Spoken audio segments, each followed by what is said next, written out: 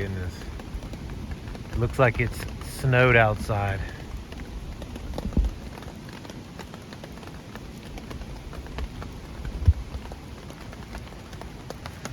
That was intense. I had seen it had been lightning for a good bit on the other side of the ridge, and I didn't really hear any thunder or anything. And then all of a sudden, there's like a little micro burst of the storm just hammered us for 10 minutes, maybe 15 minutes. And whew, that was probably one of the most intense storms I have slept through. Morning, folks. It is day 4 and we are not on the trail. Rough night last night as a huge hailstorm came through. Probably one of the worst that I've ever been through. And so it's kind of a slow morning. And then even this morning, I would say around 4 o'clock, it was another lightning storm. No rain, but lightning storm. But everything is wet right now as we are packing up. Looks like it's clear skies, so we're going to try to get up and get out of here. Hopefully by, 6:30, 7 o'clock, and get on the trail. But one thing I wanted to show you was my tarp here. I don't know if you can see it, but there's like dents in it because of the hail. I mean, it was pounding. It was absolutely pounding last night. But the tarp did great. I was completely dry. So no issues with my hammock or my pad or my quilt. Everything stayed dry, so that was great.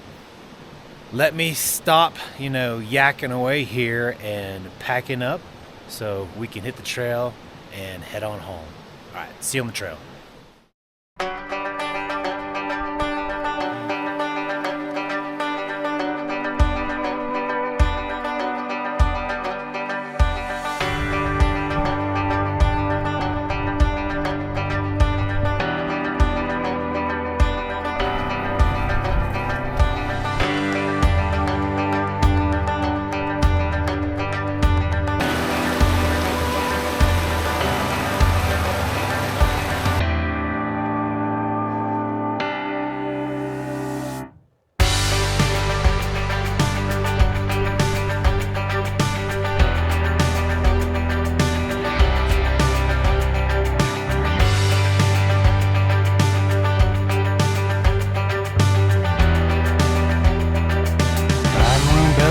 Snowmass Wilderness. Good job, babe. You did it. Woohoo!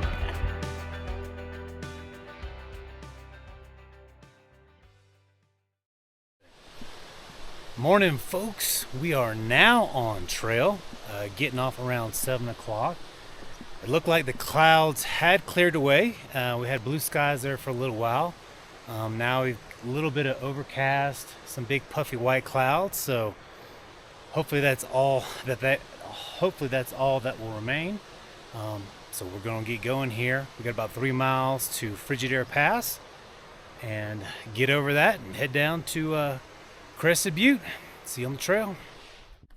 I'm telling you, every mile of this trail is beautiful. Even coming right out of camp, you have the nice little meadow with the stream, and then you're seeing the wildflowers, and then boom, you see the backside of Maroon Bells. With the light hitting it, it is beautiful.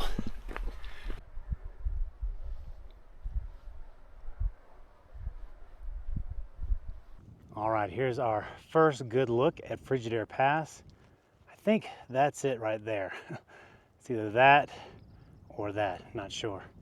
But we have probably around a mile, maybe a little over a mile. Now it's kind of decision time whether or not we go. We're past tree line, but if you can see behind me, there are dark clouds, but luckily it seems like the wind is blowing in our face, so I think it's blowing away from us, or at least not towards us. So we're gonna make the call. I think we can get over it safely and get on to the other side. Never thought we'd be racing to the top of passes at 8 o'clock in the morning, but that has been the case here now the past 2 mornings.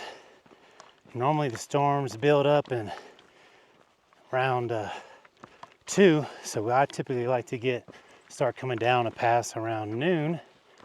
Thought we'd be fine around 8 o'clock, 9 o'clock these past 2 mornings, but nope, we're still chasing, or not chasing, I guess. We're running away from the storm, trying to get over that pass. And now we climb.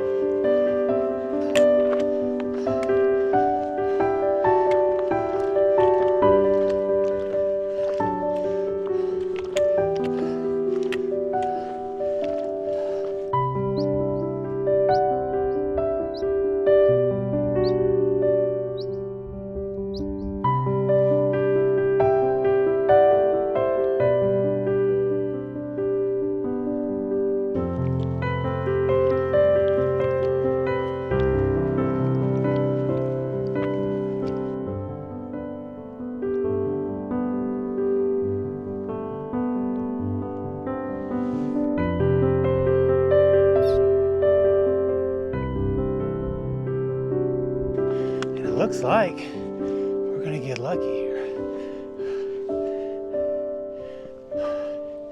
It looks like clear skies on the other side. Whew. Yes. Oh wow. Yes. Whew. Yeah. So looks like those storms are continuing on more towards Aspen. Whew. Yeah. I guess my forecast that I got was maybe for Crested Butte instead of Aspen. I wouldn't call those sunny skies, but they look good enough. Whew. All right, here's Nancy. 4 passes, 4 days. Yes. Time to celebrate. Right. No wind, no rain. Wow, this is nice. So we probably have about 1 mile down until we connect with West Maroon Trail, and then 3 miles back to the trailhead. That's 4 miles, so hoping to get home or to the trailhead around noon, maybe get a little snack, and then have a late lunch at Crested Butte at the Secret Stash, an awesome little pizza place in the downtown area. But first, we have to tackle this little downhill, and this is probably the sketchiest downhill of the 4 passes, so slow and easy. I mean, this is slap your mama pretty. Wow.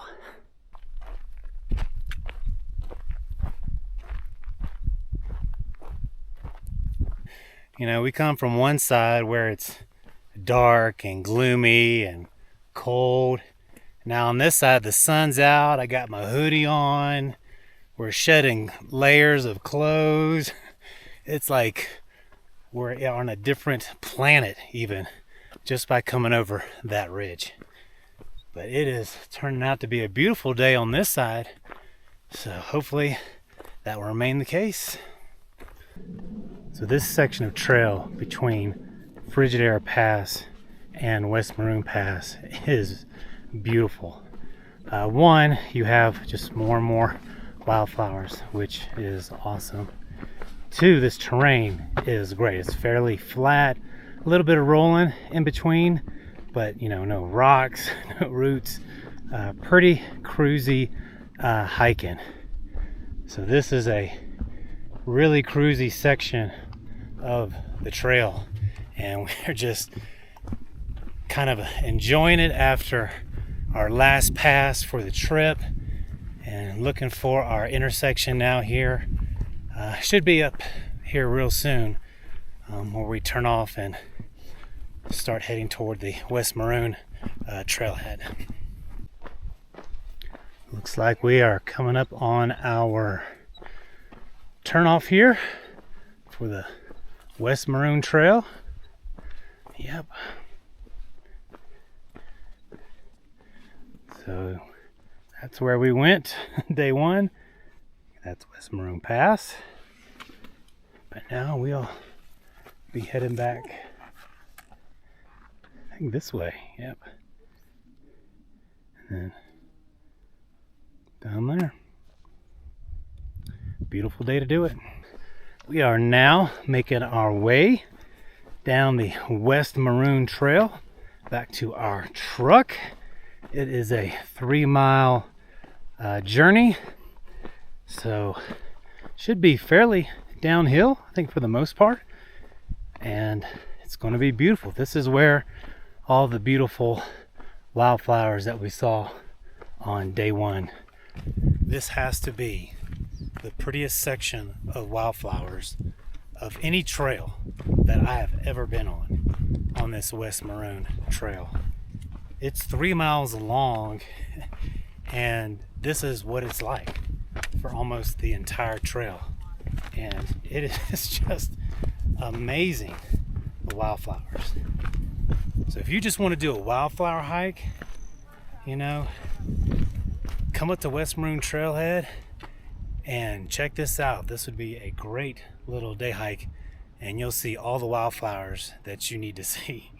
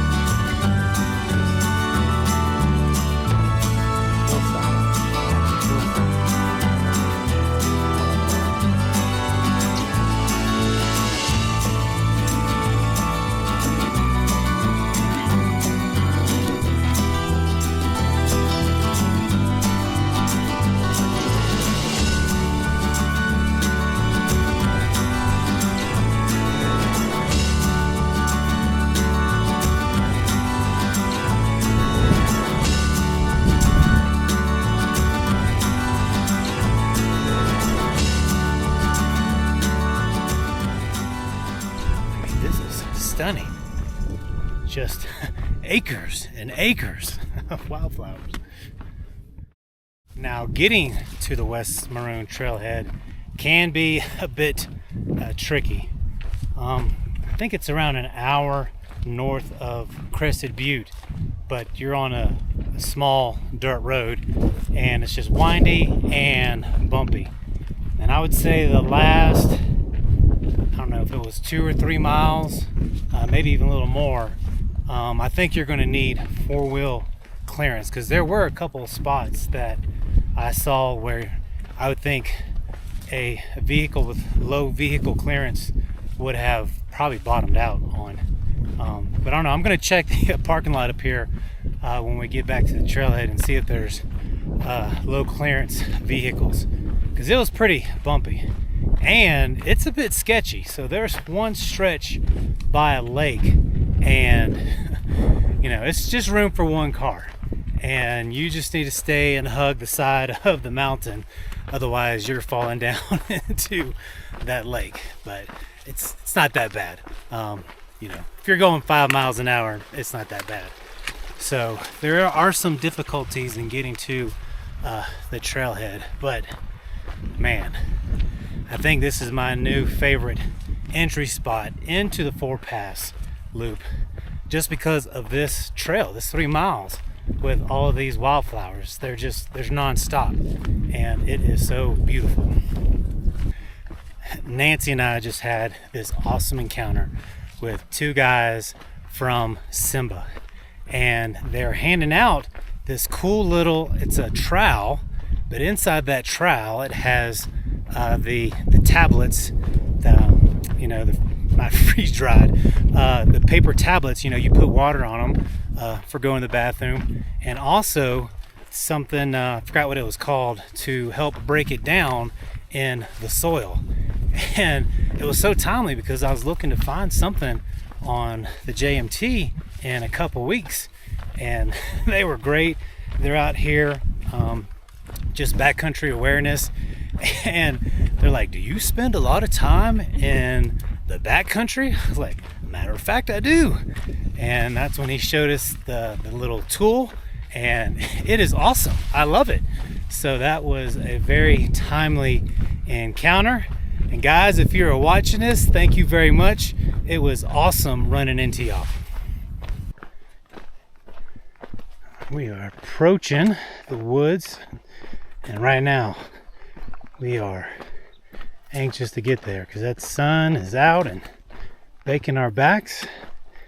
Looking forward to get a little shade.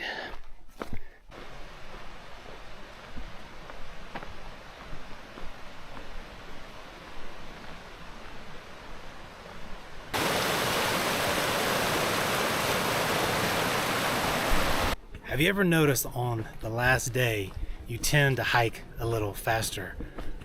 Well, today we hammered out probably 7.7 miles, almost 8, and we're back at the car around, it's gonna be around 12 o'clock, and so we killed it today. I do think Frigid Air is one of the easier passes to come over when you're doing it counterclockwise. But Nancy said she is like a horse that's, coming close to home, the barn. They start running a little faster. And so she started running a little faster. And we both have pizza and cold drinks on our mind. So I think that put a little pep in our step to make it back to the trailhead sooner rather than later. I think we have about a half mile left to our trailhead, but this has been a fabulous trip. It's been brutal but beautiful, and so I definitely recommend putting this backpacking trip on your bucket list. If you're coming to Colorado, you're going to want to do this trip. It has everything. It has the mountain passes, the big mountain views, alpine lakes, waterfalls, wildlife. And if you're coming towards the middle of July to maybe August, early August, it has wildflowers as well. So highly recommend. But that's going to do it for us. We're going to be headed to Crested Butte to the secret stash and get us some pizza and cold drinks. All right, we'll see you on the next backpacking adventure. Thanks for watching. All right, good job, babe. I finished. You did it. Woohoo! So it does look like there are some low clearance vehicles here. So I guess it depends on if you're willing to risk it or not.